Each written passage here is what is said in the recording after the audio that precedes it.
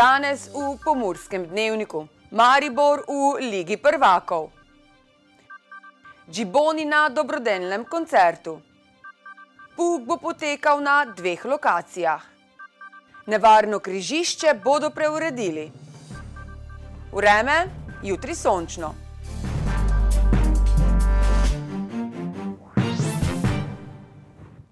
Drage gledalke, cenjeni gledalci, lepo pozdravljeni.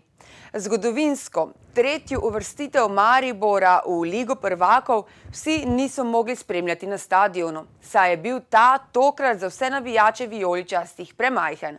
V središču mesta skoraj da tako ni bilo lokala, kjer ne bi spremljali tekme. In po tekmi se je prav v lokale in na ulice preselilo slavje, ki je trajalo pozno v noč.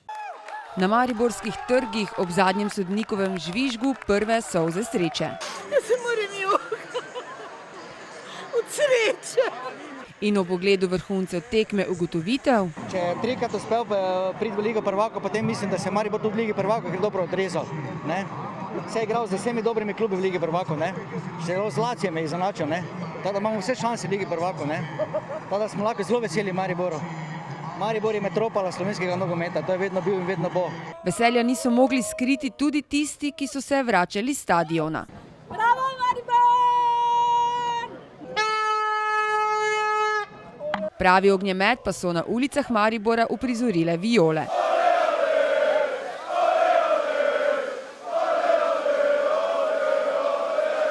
Pred stadionom pa je odmevalo.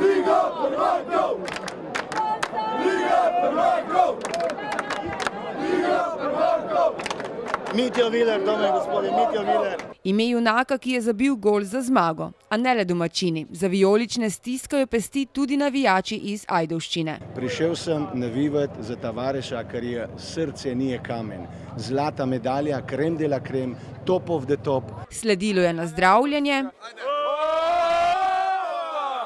in slavje po ulicah.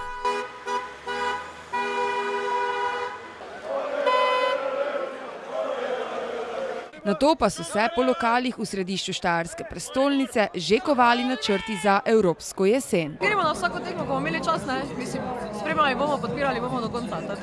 A veliko bo seveda odvisno od četrtkovega žreba. Ne vem, to bo žreb pokazal, koga bomo dobili. Ali jaz upam, da bo najboljše, da prije en Real pa Barcelona. A minula noč je bila noč za slavje. Po jutranjih urah. Poznam jutranjih urah. Drugače pa pogledajte, Maribor, šampion! Maribor, šampion! Maribor, šampion! Maribor, šampion! In ta napev je po Mariboru odmeval še pozno v noč.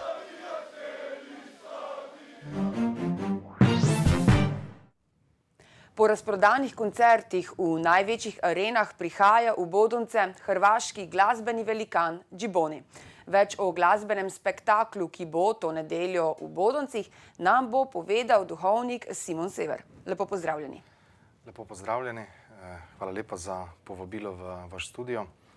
Tako je, v nedeljo 27. augusta prihaja v Bodonce velikan hrvaške in svetovne glasbene scene Giboni. S koncertom bomo pričeli ob 8. uri.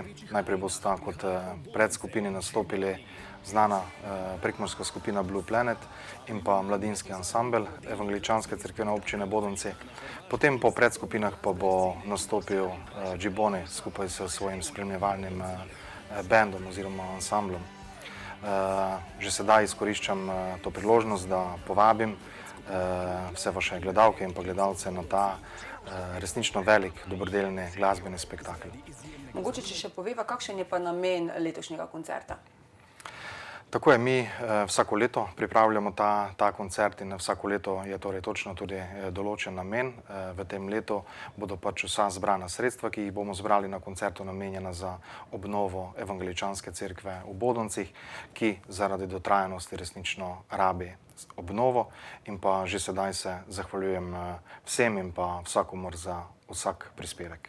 Sicer ste prej že povabili gledalce, če pa mogoče še poveva, vstopnice so še vedno na voljo, ki jih lahko tisti, ki bi želeli priti na koncert, še dobijo? Tako je, vstopnice so še na voljo po resnično prijazni ceni 10 evrov. Po taki ceni bodo vstopnice na voljo tudi še pred koncertom.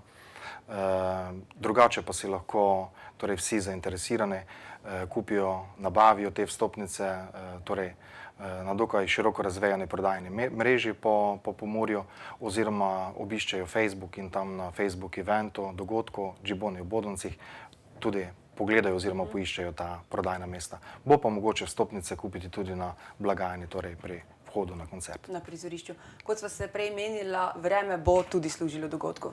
Tako, tudi višje sile so nam naklonjene. Tudi mi se bomo potrudili, da bo vsem obiskovalkam in pa obiskovalcem na koncertu lepo in pa prijetno.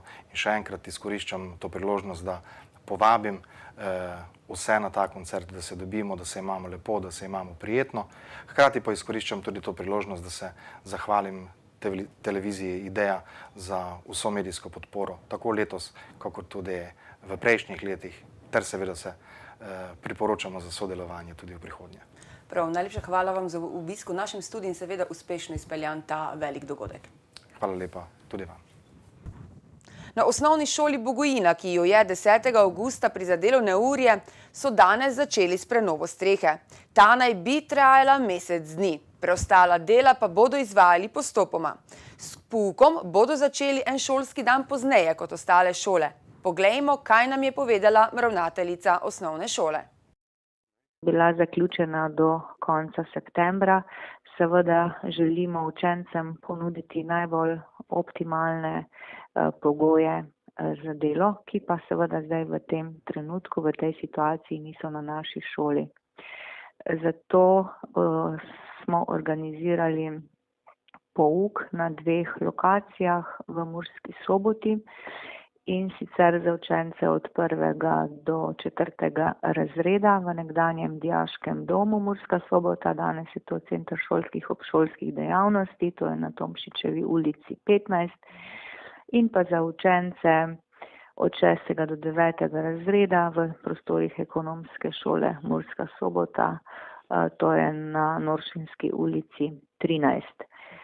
Učenci bodo začeli s poukom 4. septembra, starši pa so vabljeni na informativni sestanek 1. septembra ob 16. uri v prostore Murska Sobota, ekonomske šole, v pritličju avle se bo odvil ta sestanek, kjer bomo podrobneje obrazložili malo drugačen režim začetka pouka v novem šolskem letu. Verjamem pa, da začenjamo z pozitivno energijo in z optimizmom, saj bodo pogoji dela za učence v teh 2 izbranih prostorih resnično optimalni. Poskrbljeno bo tudi za šolsko prehrano in pa tudi avtobusni prevoz, tako da že vsi skupaj tudi nestrpno pričakujemo začetek šolskega leta. Zloglasno križišče v Motovilcih, ki je lani terjalo življenje 22-letnega sopotnika v osebnem vozilu, bodo končno le preuredili v krožišče. V Motovilcih, kjer se sekata cesti med Pertočo in Gradom na Goričkem, se nahaja eno večjih črnih točk v pomorskem prometu. Obe cesti sta v pristojnosti občine Grad, ki se je zdaj očitno odločila za preureditev v krožišče. Omenjeno križišče slovi kot eno nevarnejših v naših krajih in domačini znajo povedati, da je zelo nepregledno. Prometne nesreče so tam sicer razmeroma redke, a ko se zgodijo, imajo pogosto hude posledice, saj vozniki po prednostni cesti praviloma vozijo precej hitro. V križišču so sicer pomanjkljive tudi označbe, zaradi katerih prihaja do precejšnje zmede in nejasnosti, ali velja omejitev 50 ali 90 km/h. Krajani bližnjih vasi, ki dnevno vozijo skozi to križišče, so tako že nekaj časa opozarjali na nevarnosti.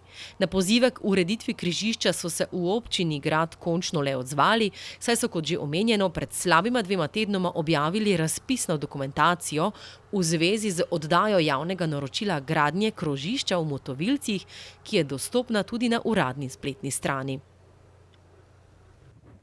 Slovenija bo v času sejma Agra gostiteljica 12. kmetijsko-trgovinskega foruma med Ljudsko republiko Kitajsko in državami Srednje in Vzhodne Evrope.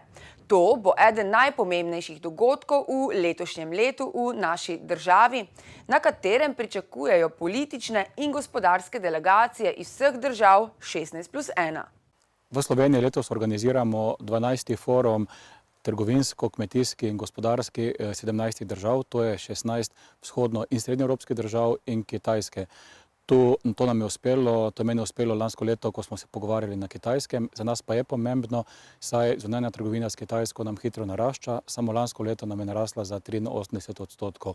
Torej, samo za Kitajske pride delegacija, ki jo vodi minister Han, v kateri bo 45 ljudi, nekaj politikov, ostalo pa predvsem poslovneži. Pričakujem nove poslovne priložnosti, nove pogovore in novi prodor slovenskih proizvodov, prehranskih, mehanizacije, strojnih, investicijskih na veliko kitajsko tržišče.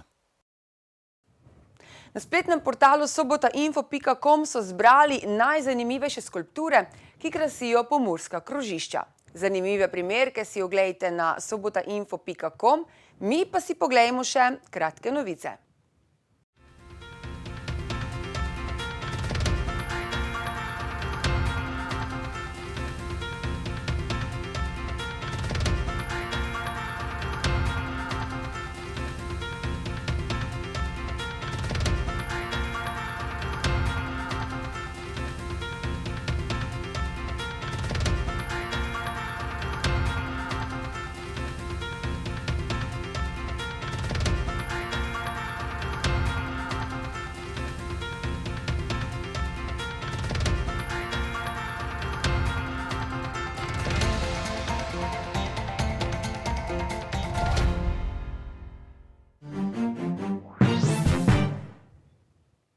Jutri bo sončno, pozno popoldne, predvsem v hribovitem svetu, ni povsem izključena kakšna kratkotrajna ploha ali nevihta. Kakšno vreme nas čaka v naslednjih dneh pa v vremenski napovedi. Danes smo imeli jasen dan s temperaturami okrog 24 stopinj Celzija. Opoldne ste v Krajinskem parku Goričko, Lendavi in Radencih namerili 20 stopinj, v Murski Soboti pa stopinjo več. Jutri bo sončno, pozno popoldne, predvsem v hribovitem svetu ni povsem izključena kakšna kratkotrajna ploha ali nevihta. Najnižje jutranje temperature v vzhodni Sloveniji se bodo v Murski Soboti in Mariboru gibale okrog 12 stopinj, dnevne pa se bodo povzpele do 30. V petek in v soboto se bo nadaljevalo sončno in vroče vreme. Verjetnost popoldanskih neviht bo zelo majhna. Temperature v naših krajih se bodo dopoldan gibale okrog 14 stopinj, dnevne pa se bodo povzpele do 33. Toliko smo vam pripravili za danes. Z nami bodite tudi jutri. Več vsebin pa najdete na www.tvideja.si. Nasvidenje.